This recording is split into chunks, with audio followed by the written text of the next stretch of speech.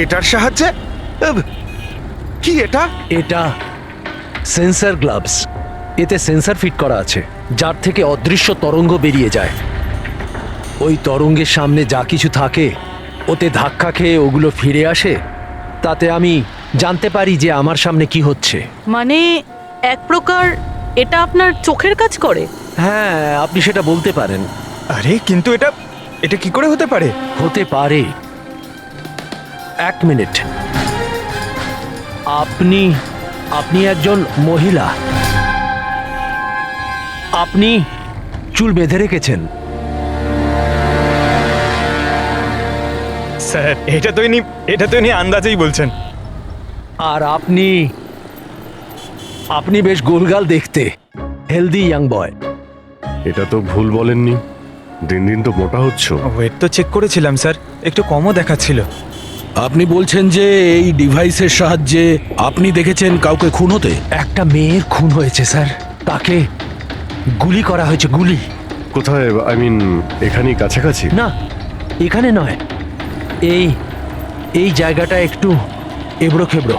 ওটা খুব স্মুথ ছিল, ওখানে সিঁড়িও ছিল না। আচ্ছা, আপনি ওই জায়গা থেকে এখানে কি করে এলেন? জানি না, ঘটনাস্থলে কেউ আমাকে এখানে পিছন থেকে মারলো, আর তারপর আর কিছু জানি না।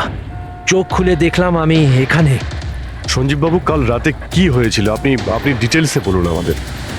আসলে আমি কাজ থেকে ফিরছিলাম, আর তখন আমার অটোটা একটা সিগন্যালে দাঁড়ায়। হে হে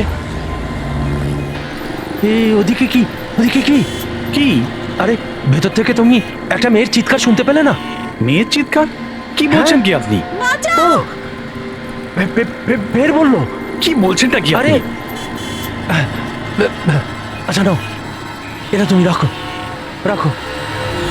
ঘটনাস্থলে আমি যখন পৌঁছলাম তখন দেখলাম যে একটা ছেলে আর একটা মেয়ে ছিল। ছেলেটার হাতে পিস্তল ছিল, গান। দুজনে ঝগড়া করছিল, ধস্তাধস্তি হচ্ছিল। খুন করেছে পুলিশ। এই আরেকটা গুলি। ব্যাস, যখন আমার চোখ খুললো তখন ওই ছেলেগুলো আমার গ্লাভস চুরি করবার চেষ্টা করেছিল, আর আমি ওদের ধরে ফেলি।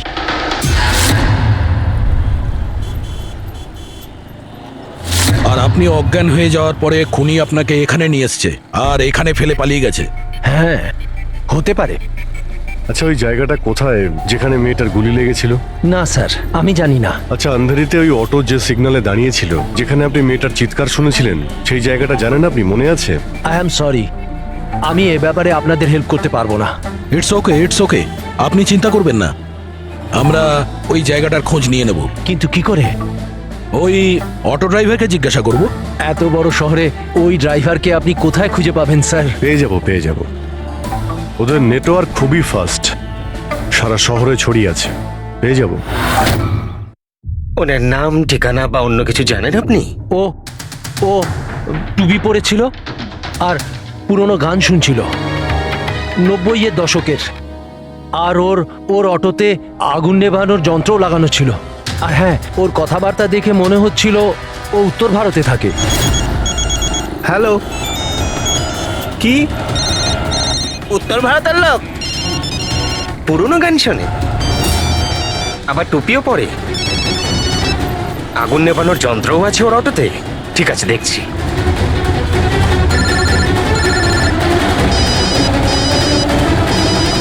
হ্যালো হ্যালো রাজু, হ্যাঁ ভাই।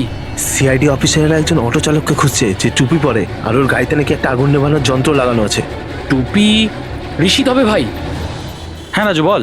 ঋষিত, কাল রাতে কি আন্ধেরির কোনো সিগন্যালে ছিলিস? হ্যাঁ ছিলাম তো, বল। ওখানে কোনো প্যাসেঞ্জার নেমেছিল নাকি? হ্যাঁ, কিন্তু ও তো অন্ধ ছিল। কি হয়েছে নাকি বল? আরে ওর সাথে একটা দুর্ঘটনা ঘটে গেছে। সিআইডির লোকেদেরকে নিয়ে এসেছে, তোর সাথে দেখা করতে চায়। সিআইডি? সঞ্জীব বাবু, দেখে বলুন তো যে এই অটোওয়ালা কিনা। মনে পড়ছে কিছু আপনার? হ্যাঁ স্যার, ইনিই তো ছিলেন। হ্যাঁ, এই ছেলেটা। স্যার, আমি কিছু করিনি স্যার, আমি কোনো চিৎকার শুনিনি স্যার।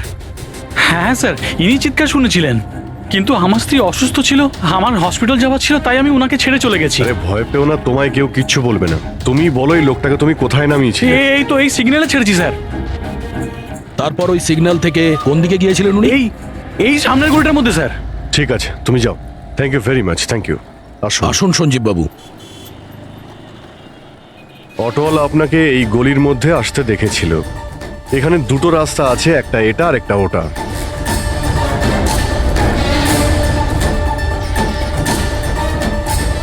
কিছু মনে পড়ছে আপনার কোথায় গিয়েছিলেন? সঞ্জীব বাবু, একটু মনে করে বলুন যে আপনি এর মধ্যে কোন গলিতে গেছিলেন?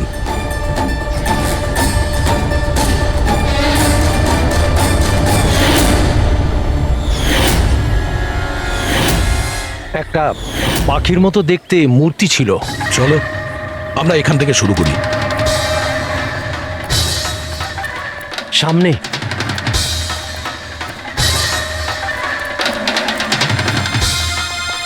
স্যার এই দেখুন। সঞ্জীব বাবু দেখুন তো, এই মূর্তিটাই কিনা? হ্যাঁ হ্যাঁ এটাই। অভিজিৎ স্যার, মূর্তি গুড। এই যে এইটাই। আচ্ছা, এরপরে সঞ্জীব বাবু, এরপর মনে আছে আপনি কোথায় গিয়েছিলেন? তিনটে গোল দেখতে পেয়েছিলাম। তোমরা ওই দিকটা দেখো, আমরা এদিকে যাচ্ছি।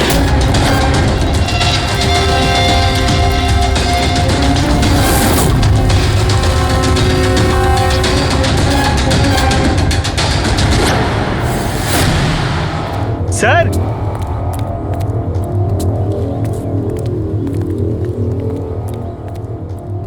হ্যাঁ এটা এটা রাউন্ড শেপ, একটা নিচে আর একটা।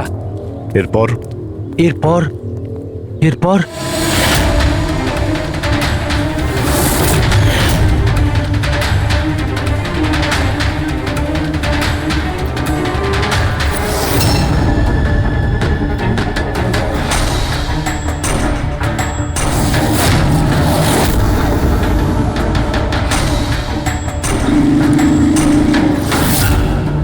এদিকে এদিকে, এই যে। সাবধানে। আরে স্যার, ঘুরে ফিরে সেখানেই চলে এলাম যেখান থেকে শুরু করেছিলাম। আরে সেই জন্যই তো উনি চিৎকার শুনতে পেয়েছিলেন।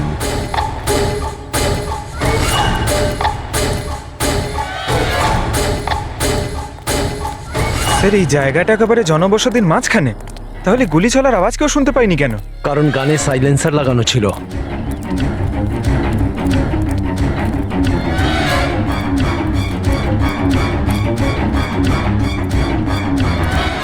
আসুন, একটা স্টেপ আছে, সাবধানে।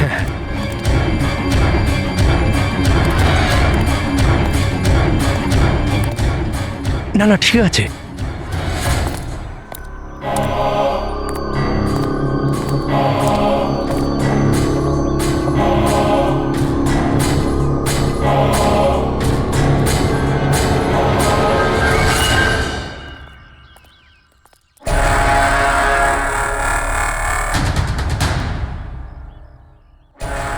কি হলো?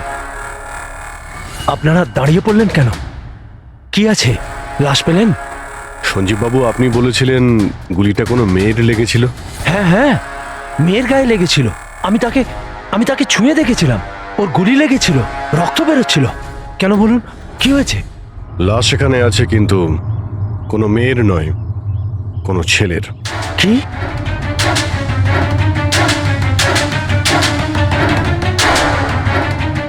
He is dead. মনে হচ্ছে সেই যে ওই মেয়েটাকে মারার চেষ্টা করেছিল। স্যার, ওনার কথা অনুযায়ী এখানে দুটো গুলি চলেছিল। হয়তো হয়তো এই দ্বিতীয় গুলিটায় মারা গেছে।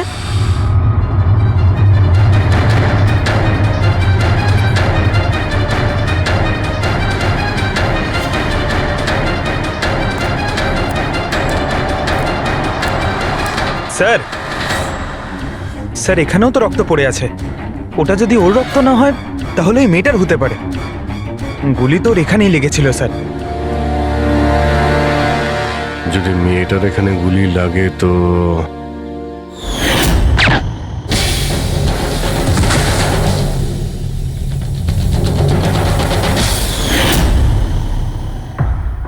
আপনি বললেন যে আপনার মাথায় পিছন থেকে কেউ মেরেছিল, তো সেটা দ্বিতীয় গুলি চলার পরে আপনার লেগেছিল নাকি সেটা চলার আগে? না না, দ্বিতীয় গুলিটার পর মেরেছে। স্যার কি হচ্ছে এসব, কিছু বুঝতেই পারছি না। স্যার রক্ত তো অনেক বেরিয়েছে, ওই মেয়েটা নিশ্চয়ই আহত। স্যার, না তো কোনো মোবাইল পেয়েছে, না ওয়ালেট, কোনো আইডেন্টিফিকেশন নেই। আর স্যার, ওর হাত আর আঙুলে যে চিহ্ন আছে সেগুলো দেখে মনে হচ্ছে কেউ যেন ঘড়ি আর আংটি চুরি করে নিয়েছে। আচ্ছা, এদের দুজনকে ছিনতাইয়ের উদ্দেশ্যে মারেনি তো? আগে এটা খোঁজ নিতে হবে যে মেয়েটা কোথায়। যদি আহত হয় কোনো হসপিটালে থাকবে, আর যদি মারা যায় তাহলে খুনি ও লাশ গুম করার চেষ্টায় রয়েছে। মিসিং পারসন ব্যুরোতে খোঁজ নিয়ে দেখো তো এর ব্যাপারে কিছু জানতে পারা যায় কিনা। বস, ক্রাইম স্পটে ওই জায়গাতে মাটির ওপর যে রক্ত পাওয়া গেছিল, ডিএনএ টেস্ট অনুসারে ওই রক্তটা কোনো মেয়ের। আসলে এই মেয়েটা ওই সময় ওখানে উপস্থিত ছিল না যখন তোমরা গেছিলে, কিন্তু ক্রাইম যখন হয়েছিল তখন ওই মেয়েটা নিশ্চয়ই ওখানে ছিল। আর স্যার, দুর্ঘটনার সময় রাত 11টা থেকে 1টার মধ্যে। ঠিকই তো আছে, সঞ্জীবও তো ওই সময় ছিল 11:30 নাগাদ। হ্যাঁ স্যার, আর সঞ্জীব বাবুকে অজ্ঞান অবস্থায় সেখানে রেখে দেয় যেখান থেকে আমরা ওনাকে পাই। আরও একটা কথা স্যার, দুটো গুলি চলেছিল, মেয়েটার গুলি লেগেছিল আর ও ওখানেই অজ্ঞান হয়ে পড়ে গেছিল সঞ্জীব বাবুর কাছেই। তারপরে স্যার দ্বিতীয় গুলিটা করা হয়েছিল যেটা ছেলেটার লেগেছিল। তার মানে সঞ্জীব বাবু ছাড়াও ওখানে আর কেউ ছিল যে ওই আহত মেয়েটাকে ওখান থেকে নিয়ে গিয়েছিল আর সঞ্জীব বাবুকে ওই ফুটপাতে ফেলে গেছিল। স্যার, আমি আশেপাশের এলাকায় খোঁজ নিয়েছি, ওখানে কেউই কোনো ছেলে এবং মেয়েকে আসতে বা কোনো আহত মেয়েকে ওখান থেকে যেতে দেখেনি।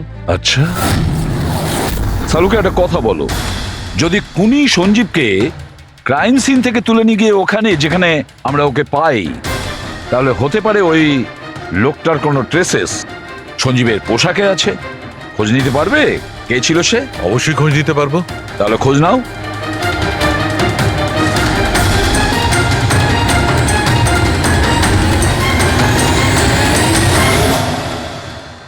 স্যার, হ্যাঁ? লাশ শনাক্ত করা গেছে। ওর নাম হলো অনিকেত স্যার, আর ওর বাড়ির লোকজনও হারিয়ে যাওয়ার রিপোর্ট লিখিয়েছিলেন। অনিকেত, দেখুন আপনার ভাই অনিকেতের বডি আমরা বন্ধ কারখানায় পেয়েছিলাম। আপনারা কি বলতে পারবেন উনি কেন এখানে এসেছিলেন? আপনার ভাইয়ের খুন হয়েছে, আশা করব আপনারা আমাদের কাছে কিছুই লুকোবেন না। যদি আপনারা সত্যি না বলেন তাহলে আমরা তো খুনিকে ধরতেই পারবো না। স্যার, এরকম কিছু নয় স্যার, গত কয়েকদিন ধরে খুবই অদ্ভুত বিহেভ করছিল। অদ্ভুত মানে? প্রায় বাইরে থাকতো স্যার, সারাদিন। আমরা অনেকবার জিজ্ঞাসা করার চেষ্টা করেছি, কিন্তু কিচ্ছু বলতো না। গতকাল সকালেও 11টা নাগাদ চলে গেছিল, কোথায় গেছিল কিচ্ছু বলেনি। সারা দিন ধরে স্যার ঘরে ফেরেনি। সকালে উঠে দেখি সারা রাতেও বাড়ি ফেরেনি। তারপরে গিয়ে আমি পুলিশের কাছে কমপ্লেন করি। তো সারাটা দিন ফোনে কোনো কথা হয়নি? স্যার, আমি ওকে সারাদিন ধরে ফোনে কল করছিলাম, কিন্তু ফোনেই পাচ্ছিলাম না ওকে। এরকম কবে থেকে চলছিল? স্যার, জানি না কবে থেকে, গত কয়েক বছর ধরে তো সিঙ্গাপুরেই ছিল। এই তো কিছু মাস আগেই ইন্ডিয়া এলো, তখন থেকেই এরকমই বিহেভ করছিল। সিঙ্গাপুরে কি কাজ করতেন উনি? ওখানে হোটেলে জব করতো। এ বিবাহিত ছিল? না স্যার, বিবাহিত ছিল না। কোনো মেয়ের সাথে এর সম্পর্ক ছিল? কারণ মরার আগে ও কোনো মেয়ের সঙ্গে ঝগড়া করছিল। জানি না স্যার, আমরা কিছুই জানি না এর কোনো মহিলার সঙ্গে কোনো অ্যাফেয়ার বা বন্ধুত্ব আছে কিনা, কিছুই জানি না। স্যার, স্যার এনাদের থেকে অনিকেতের নাম্বার নিয়ে আর কল রেকর্ডস চেক করি স্যার, তাতে জানতে পারি যে একটাও মেয়ের নাম্বার নেই স্যার, শুধু ছেলেদের সঙ্গেই কথা বলতো, আর বেশিরভাগই ওর সঙ্গে যারা কাজ করতো তাদের। আর স্যার মৃত্যুর আগেও ও কাউকে ফোন করেনি নিজের ফোন দিয়ে। কোনো মেয়ের নাম্বার পাওয়া যাচ্ছে না, এটা তো খুব অবাক কাণ্ড। স্যার, খুবই সাদাসিধে লোক ছিল, শুধু নিজের কাজ নিয়েই ব্যস্ত থাকতো। ঠিক আছে, আপনারা যেতে পারেন। যদি দরকার হয় আপনাদের ডেকে নেব। স্যার স্যার কালকে কারখানায় যাওয়ার আগে এই অনিকেত সারাদিন একই জায়গায় ছিল। কোন জায়গায়? Sir coffee shop. স্যার এর ক্রেডিট কার্ডের বিল থেকে এটা প্রমাণিত হয় যে এ সারাদিন ওই কফি শপে ওর ক্রেডিট কার্ড সোয়াইপ করেছিল। হ্যাঁ স্যার, ওর ফোনের লাস্ট লোকেশন ওই কফি শপই ছিল। কোন কফি শপ ছিল ওটা? Pillow coffee shop. যাও ওই পিলো কফি শপে আর খোঁজ নাও ও সারাদিন বসে কি করছিল। স্যার,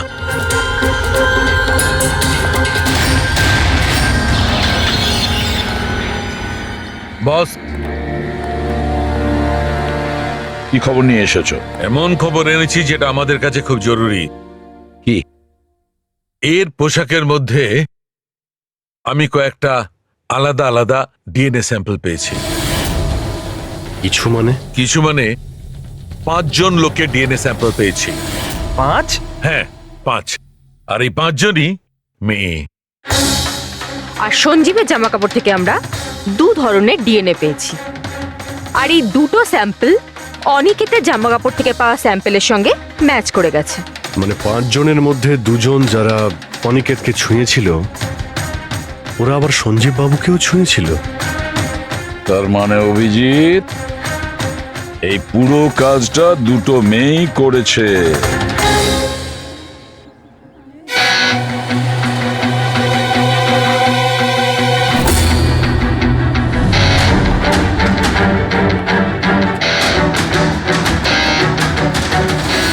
আচ্ছা এই ছবিটা দেখুন, আপনি একে চেনেন? কালে সারাদিন এখানে আপনার ক্যাফেতেই ছিল। হ্যাঁ স্যার, এ কালকে সারাটা দিন এখানেই ছিল, আর রাতে এই ধরুন 10:30 আশেপাশে এখান থেকে বেরিয়েছিল। এ একা ছিল নাকি এর সাথে আরো কেউ ছিল? নিতু, এদিকে একটু এসো। এই ফটোটা একটু দেখো, এ কালকে এখানেই ছিল না? এনাদেরকে এটা বলো যে এ কালকে একা ছিল না, কারোর সাথে ছিল। ইনি তো অনিকেত। ইনি কখনো একা আসতেন না, সবসময় ভিড় নিয়ে আসতেন। মহিলা আর মেয়েদের ভিড়। আর শুধু কালই নয়, ইনি আমাদের রেগুলার কাস্টমার, প্রায়ই এখানে আসেন। আচ্ছা ও রোজ একই মেয়ের সাথে আসতো না আলাদা আলাদা? আলাদা আলাদা আসতো স্যার, আর দিনে কম করে 3 থেকে 4 জন। খুবই পাকা খেলোয়াড় ছিলেন ইনি। একবার তো আমি ওনাকে জিজ্ঞাসাও করেছিলাম যে এতগুলো মেয়ের সাথে বন্ধুত্বটা হলো কি করে। তো উনি আমাকে বলেছিলেন যে ওনার মোবাইলে একটা অ্যাপ আছে, কোনো ডেটিং অ্যাপ, ওখানেই ওনার এই মেয়েগুলোর সাথে পরিচয়।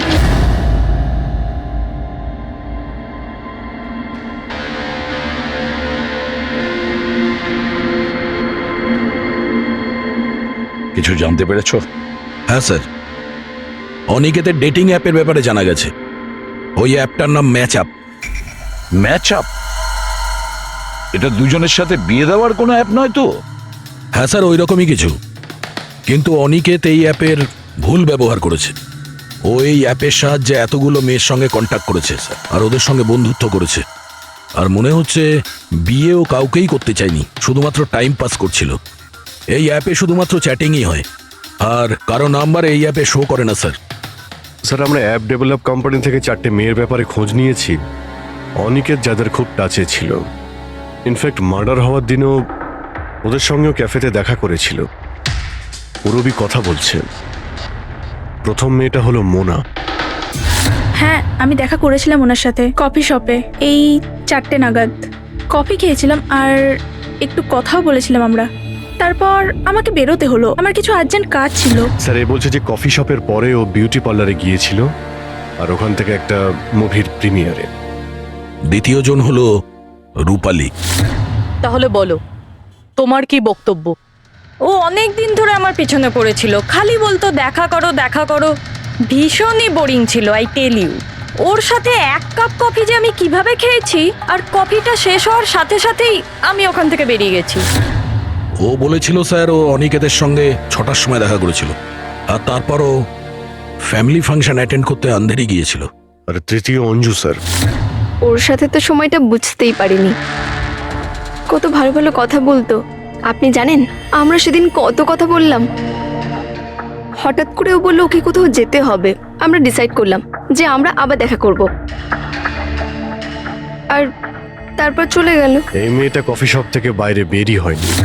এর স্টেটমেন্ট অনুযায়ী ও কফি শপেই বসেছিল কফি শপ বন্ধ হওয়া পর্যন্ত, 12টা অবধি। স্যার এদের স্টেটমেন্ট আমরা ক্রস চেক করেছি, ঠিকই বলছে। স্যার সঞ্জীববাবু বলছেন কোনো মেয়ের গুলি লেগেছিল। এদের 3 জনকে চেক করা হলো, কিন্তু কোনো আঘাতের চিহ্ন নেই। তোমরা তো 4টে মেয়ের কথা বলেছিলে, তাহলে চতুর্থ মেয়েটি গেল কোথায়? স্যার 4 নম্বর মেয়েটা হলো এরিকা। আমরা এই অ্যাপের সাহায্যে ওর সঙ্গে কন্ট্যাক্ট করার চেষ্টা করেছিলাম, কিন্তু ও কোনো রেসপন্স করেনি। তাহলে এক কাজ করো, ওই মেয়েটার সঙ্গে গিয়ে দেখা করো।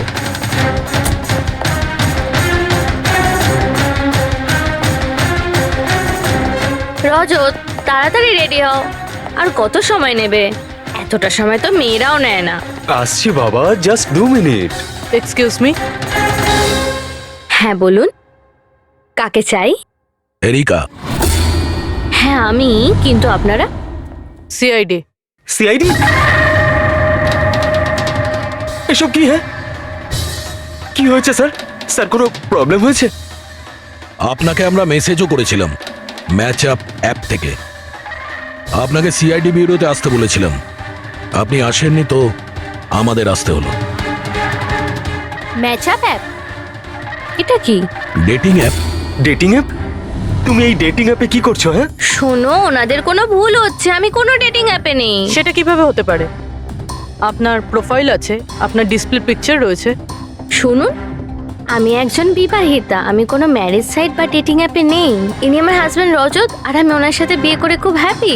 আমার এসব করার কোনো প্রয়োজন নেই। ম্যাডাম, আপনি যদি সত্যি বলেন তাহলে এটা কি? আপনার প্রোফাইলে এই ডেটিং অ্যাপে কি করে? দেখুন, আমি সত্যি বলছি, আমি জানি না এটা কি। আমি এরকম কোনো প্রোফাইলই বানাইনি। তো আপনি এটা বলতে চাইছেন যে আপনার নামে কেউ ফেক আইডি বানিয়েছে? আচ্ছা, আপনি কোনো অনিকেত নামে কাউকে চেনেন? অনিকেত? এই লোকটা? না স্যার, আমি একে চিনি না। স্যার, কি করছেন আপনারা? কেন আমাদেরকে ডেকেছেন? আমরা আপনাদের বলিনি, কিন্তু অনিকেত, যার সঙ্গে আপনারা কফি শপে দেখা করেছিলেন, ওর খুন হয়ে গেছে ওই রাতেই। কিন্তু স্যার, আমরা ওকে কেন মারবো? আমরা তো ওকে ঠিকমতো চিনতামই না। ইনফ্যাক্ট এই ঘটনার কিছুদিন আগে তো ওর সাথে চ্যাট হয়েছিল আমার অ্যাপে। হ্যাঁ, আর ওই দিনই তো আমি প্রথমবার দেখা করেছিলাম ওর সাথে। আর আমার সাথে তো ওর সেরকম কোনো শত্রুতাও ছিল না। আর আমি তো ওই অ্যাপেই নেই, এমনকি আমি ওকে চিনিও না। ওই অ্যাপের প্রোফাইলে আপনার পার্সোনাল পিকচার ছিল। সেই পিকচার আপনার ফোন থেকেই নেওয়া হয়েছিল। কোনো স্ট্রেঞ্জারের কাছে আপনার ছবি কিভাবে আসবে? ম্যাম, আমি জানি না আমার ছবি কিভাবে ওর কাছে গেল। আমার ফোন কিছুদিন আগে হারিয়ে গিয়েছিল। ফোন চুরি হয়ে গেছে? কোথায়? স্যার, ঠিক জানি না, মনে পড়ছে না। কোনো ব্যাপার না, আপনারা কিছুক্ষণের জন্য আমাদের সাথে কোঅপারেট করুন, আমরা জেনে যাব খুনিকে। ফ্রেডি?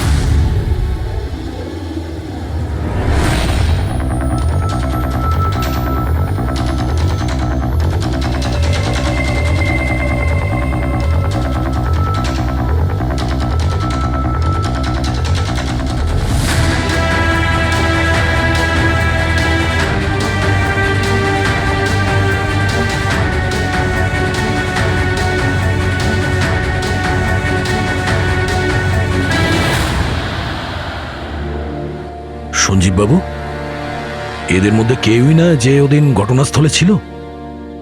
এদের মধ্যে কেউ নয়। ঠিক আছে, আপাতত আপনারা যেতে পারেন। Thank you.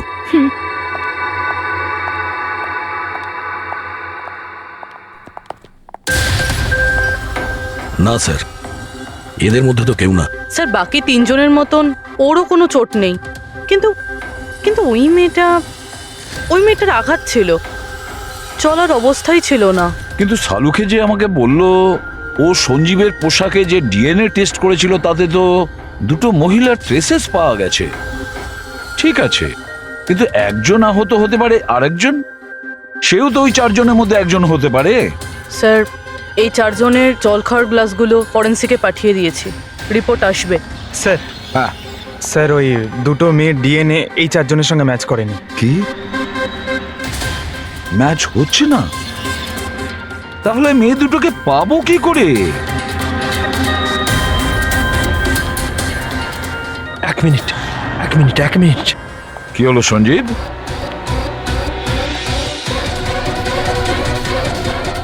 এসিবি স্যার, আমি এই গন্ধটা চিনি। গন্ধ? আমার আফটার শেভ মনে হয় স্যার। না, এটা ওই গন্ধ যেটা আমি ঘটনাস্থলে পেয়েছিলাম, একদম ওটার মতো। কফি আর চা?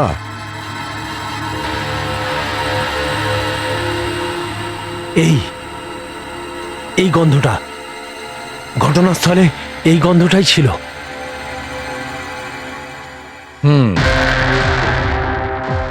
আর আমি পঙ্কজের জামার হাতার ওপরে কফির দাগ পেয়েছি। হ্যাঁ স্যার, ওই সকালে কফি বানাচ্ছিলাম না, তাই একটু পড়ে গেছিল। তার মানে ডক্টর সালুখে ওই ক্রাইম সিনে কফি আর চায়ের মিশ্রিত একটা গন্ধ ছিল। ক্রাইম সিনে না খুনির কাছে? চা আর কফির মিশ্রিত কোনো স্মেল তখনই আসে যখন সে বারবার চা আর কফি বানায়, যেমন কোনো কুক বা কেউ কফি শপে কাজ করলে, যেমন পিলো কফিতে। পুরোপুরি একটা কাজ করো, এরিকাকে জিজ্ঞেস করো যে ওর ফোন পিলো কফি শপের আশেপাশে হারিয়েছিল কিনা। স্যার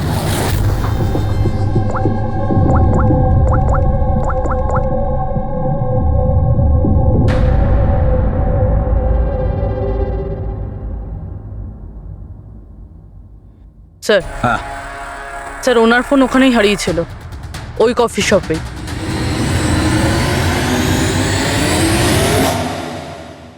এই মেয়েটা এখানে প্রায়ই আসে না?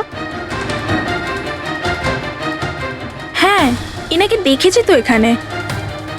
এর ফোনটা হারিয়ে গেছে, তো এর ফোনটা যখন হারিয়েছিল এখানে ডিউটিতে কে ছিল?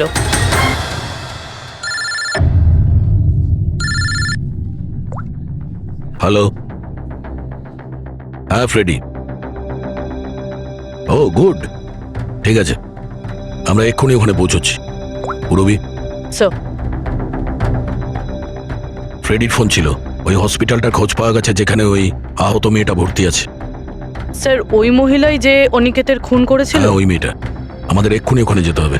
স্যার আমাদের এখন বেরোতে হবে, কিন্তু যতক্ষণ অবধি জিজ্ঞাসাবাদ কমপ্লিট না হচ্ছে কেউ কফি শপ থেকে বেরোবে না।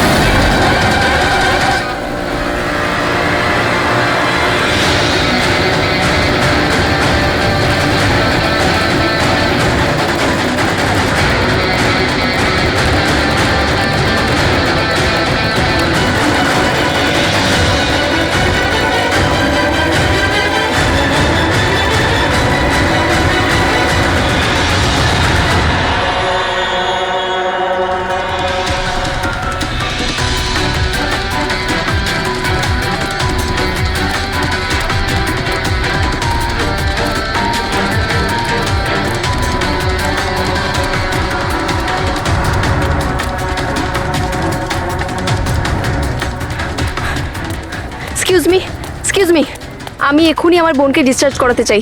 আপনি এক্ষুনি ডিসচার্জ পেপার তৈরি করুন তাড়াতাড়ি। ডিসচার্জ? কিন্তু উনি তো এখনো কোমায়। দেখুন আমার এসব জেনে কোনো কাজ নেই, আমাদের এক্ষুনি এখান থেকে বেরোতে হবে। আপনি তাড়াতাড়ি করুন please। এভাবে কি করে ডিসচার্জ করে দিই? ওনার প্রাণের থেকেও কি এমন বেশি জরুরি? দেখুন আমার এত তর্ক করার কোনো সময় নেই, আপনি আমার সঙ্গে তর্ক করবেন না। তাড়াতাড়ি করুন প্লিজ, যেটা বললাম সেটা করুন।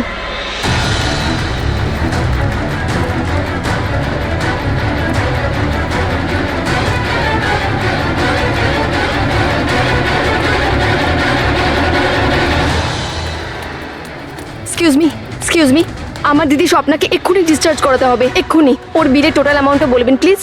Excuse me. মনে হয় খুব তাড়া আছে তোমার।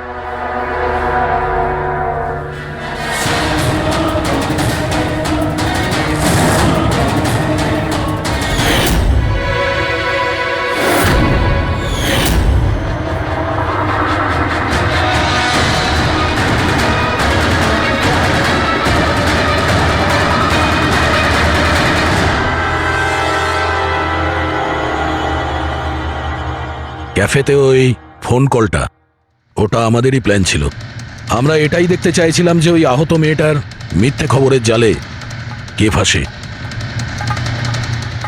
আর তুমি ফেসে গেলে। এটাও ভাবলে না যে সিআইডি তোমাকে ফলো করছে। তুমি নিজেই আমাদের এখানে নিয়ে এসেছো, আর তাই পালিয়ে কোনো লাভ নেই। সেই জন্য তোমার জন্য এটাই ভালো হবে, নিজের অপরাধ স্বীকার করে নাও।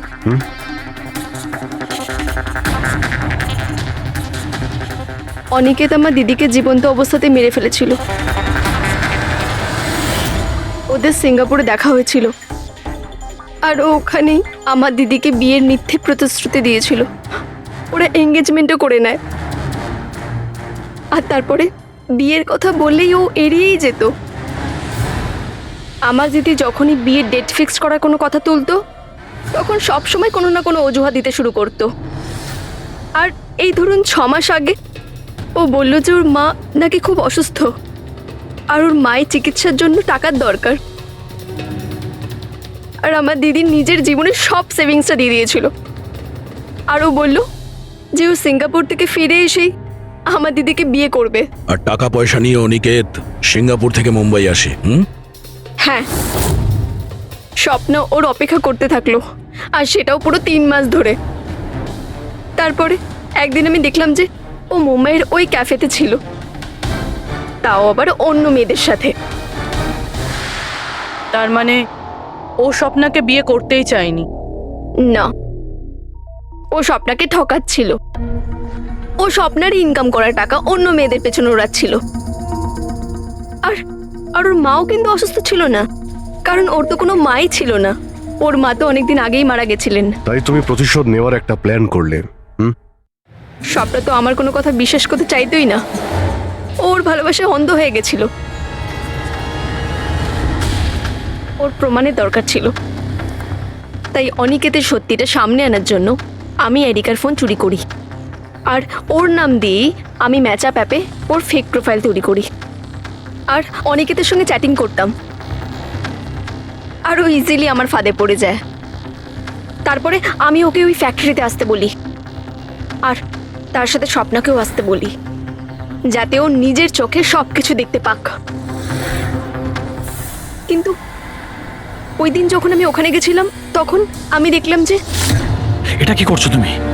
হিসেবটা শেষ করে দিচ্ছি। তুমি আমার সাথে যা করেছো তারই শাস্তি এটা। আমি সব জানি তুমি আমার টাকা কোথায় কোথায় খরচ করেছো, আর কত মেয়ের জীবন তুমি নষ্ট করবে। Aniket please drop the gun. Aniket please, টাকা চাই তোর? তুমি এটা কি করছো? বেরো এখান থেকে, চুপচাপ বেরো এখান থেকে। আরে ছাড়ো ওকে, ছেড়ে দাও। ওকে বললাম না বেরো এখান থেকে।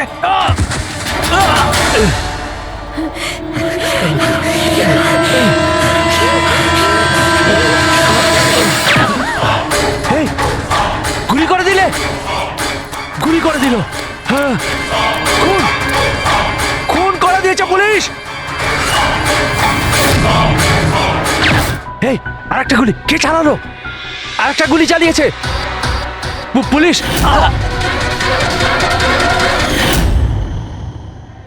তুমি জানো, অনিকেতের লাশ পর্যন্ত আমাদের ওই সঞ্জীব বাবু পৌঁছে দিয়েছিলেন। উনি দেখতে পান না, কিন্তু ওনার ওই সংবেদনশীল দস্তানা সেনসিটিভ গ্লাভস চোখের থেকে কম না। প্রতিশোধ নেওয়ার জন্য তুমি অনিকেতকে খুনই করে দিলে, কিন্তু এখন তো সারা জীবন জেলেই কাটবে। আর তোমার বোন স্বপ্না, যার জন্য তুমি এই সব করলে, সে তো আগে থেকেই কোমাতে রয়েছে। আর যেদিনও কোমা থেকে ঠিক হবে সেদিন তোমার কাছেই যাবে, জেলের গরাদের পিছনে।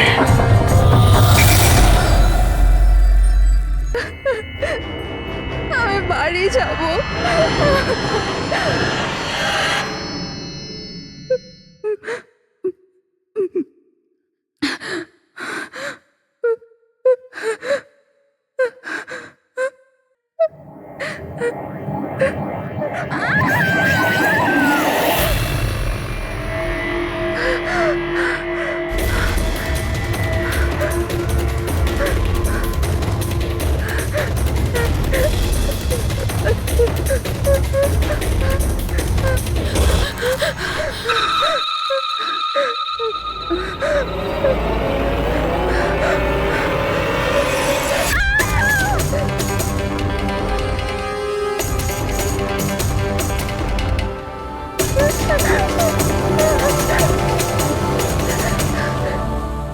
নিমি ঘুমিয়ে পড়েছে?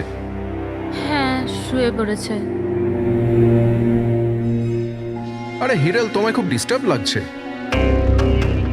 কি বলবো, 24 ঘন্টা হয়ে গেল আয়শা গেছে, না তোর ফোন লাগছে না ফোন করেছে। আমার না খুব টেনশন হচ্ছে, জানি না কোনো বিপদে না পড়ে যায় ও। দেখো হিরাল, এখনো বড় হয়ে গেছে। আমার মনে হয় তুমি ওর মায়ের মতো রিয়াক্ট করছো। নিজের প্রবলেম নিজে সলভ করতে পারবে ও, ছোট বাচ্চা নয় ও। রোহন, এরকম কিভাবে বলতে পারো? ছোট বোনও আমার, আমি ওর জন্য টেনশন করবো না তো আর কে করবে? আর ওর আমাকে ছাড়া আর কে আছে এই দুনিয়াতে?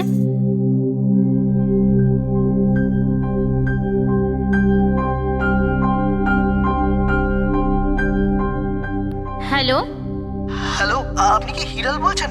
হ্যাঁ, আমি হিরল বলছি। আপনি কে? আমি মানিক। আমি আয়েশার সাথে কাজ করি। এখানে একটা বড় প্রবলেম হয়ে গেছে। প্রবলেম? আয়েশার সাথে কি হয়েছে? দেখুন, ও জঙ্গলে কোথাও হারিয়ে গেছে। ওকে খুঁজেও পাচ্ছি না, ফোনেও পাচ্ছি না। আর আমাদের ভয় হচ্ছে যে ওর কিছু হয়ে যায়নি তো।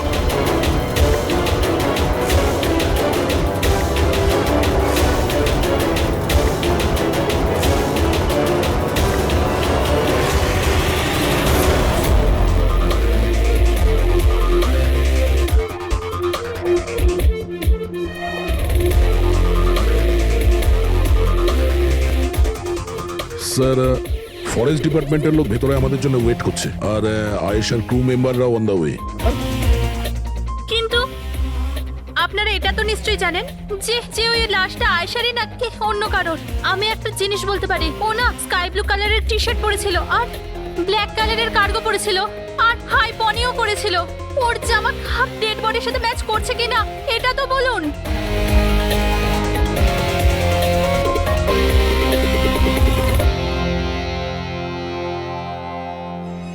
ও,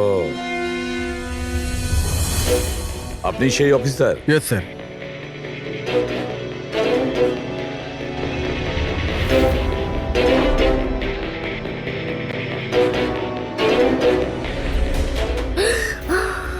প্রশান্ত? আরে এই তো প্রশান্ত। এক মিনিট, আপনারা কে আর ওকে কি করে চিনলেন? স্যার, আমি মানিক, আর আমরা সবাই আয়েশার সাথে কাজ করি। আরে প্রশান্ত আমাদের গাইড। আয়েশা এনাকে লোকেশন খোঁজার জন্য বলেছিল, আর যখন আয়েশা হারিয়ে গেল তখন এই ওকে খুঁজতে গেছিল। এর এরকম অবস্থা, তাহলে আয়েশা কিরকম অবস্থায় আছে? না না না, না আয়েশার কিছু হয়নি, আমি বলছি তো, trust me. Sir please please আমার বোনকে খুঁজে বাঁচিয়ে নিন স্যার, প্লিজ স্যার, প্লিজ বাঁচিয়ে নিন। দেখো, তোমার বোনকে নিশ্চয়ই আমরা বাঁচাবো। আপনি ওনাকে একটু সাইডে নিয়ে যান। স্যার, এই বডিটা আজ সকালেই আমরা পেয়েছি। এ আমাদের গাইড বাহাদুর, এই বডিটাকে প্রথম দেখেছে। এই প্রশান্ত কি একা গিয়েছিল আয়েশাকে খোঁজার জন্য? হ্যাঁ স্যার, কারণ ও জঙ্গলের সমস্ত রাস্তা চিনত। যত ভালো করেই চিনুক না কেন, রাতের অন্ধকারে ঘন জঙ্গলে বিনা পারমিশনে, বিনা গাইডে রাতে ঘোরাফেরা নিজে থেকে মৃত্যুকে ডেকে আনা। তোমরা খুব বড় ভুল করেছো। এই বডিটা এইভাবে পেয়েছি, জানি না দ্বিতীয়টা কি অবস্থায় পাবো। আচ্ছা এটা বলো যে এখানে কোনো হিংস্র জানোয়ার আছে? এরকম কোনো হিংস্র জন্তু নেই, ঘন জঙ্গল, হারিয়ে যাওয়ার ভয় আছে। কোনো জন্তু জানোয়ারের আঁচড় তো মনে হচ্ছে না, কিন্তু এটা ছুরির আঘাত বলে মনে হচ্ছে। একে ছুরি দিয়ে খুন করা হয়েছে।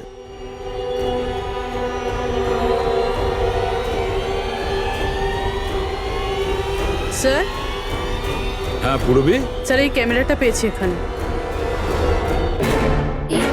এটা তো আয়শার ক্যামেরা। হ্যাঁ স্যার, এটা আয়শা 3 দিন আগে কিনেছিল। এটা চালিয়ে একবার দেখো তো। স্যার এটা অনই হচ্ছে না। কেন? এটার ব্যাটারি ডাউন স্যার, আর আমাদের কাছে ডিভাইসও নেই এটা চিপ ইনসার্ট করার জন্য। ও মাই গড। আপনারা এইসব শেষ করুন, এগুলো পরে করবেন। আগে আমার বোনকে খুঁজুন। আপনারা বুঝছেন না কেন হারিয়ে গেছে? আমরা খুঁজবো। অনেক বড় জঙ্গল ম্যাডাম, কমসে কম 2 দিন লাগবে পুরো জঙ্গল খুঁজতে। হ্যাঁ স্যার, সূর্যাস্ত হওয়ার পর আমরা কিচ্ছু করতে পারবো না। আপনারা সার্চিং শুরু করে দিন, বাহাদুর আপনাদের নিয়ে যাবে।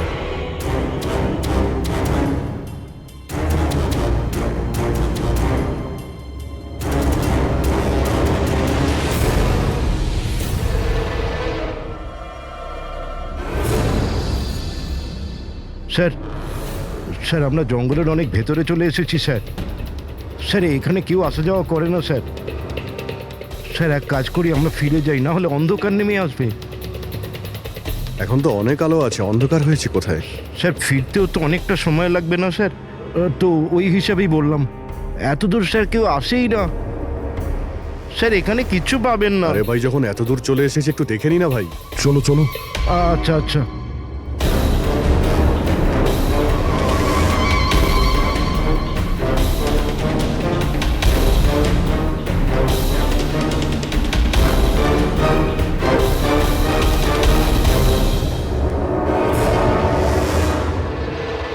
তোমরা এই জঙ্গলে ফিল্মের শুটিং করতে এসেছিলে, আর শুধুমাত্র আয়েশাই নিখোঁজ হলো, আর তোমরা ওকে খোঁজার চেষ্টাই করনি। স্যার আমরা খুব ভয় পেয়ে গিয়েছিলাম, আর এখানে ওয়েব সিরিজ শুট করার আইডিয়া আয়েশারই ছিল। স্যার আমরা ওকে আনিনি, ও আমাদের এনেছিল লোকেশন দেখাতে। হ্যাঁ স্যার, এই প্রশান্ত গাইড আয়েশার পরিচিত ছিল, আর এ কাছেই থাকতো আর জঙ্গলটাকে ভালো করে চিনতো। আর আমরা তো রাত্রিরে থাকার পর সকালে বেরিয়ে পড়তাম, সবকিছুই ঠিকঠাক চলছিল, লোকেশনও পেয়ে গেছিলাম। আর এরপর